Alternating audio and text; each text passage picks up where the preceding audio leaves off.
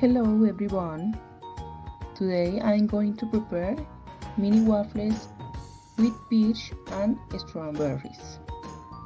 The ingredients are an egg, a little butter, a cup of milk, a teaspoon of cinnamon powder, a few peach and a few strawberry, and many honey. The utensils are a bowl, a whisk, and a spatula, and waffle maker, and small spoons. The instructions are: 1. Mix the flour with the milk. 2. Add an egg and butter and the cinnamon powder. 3.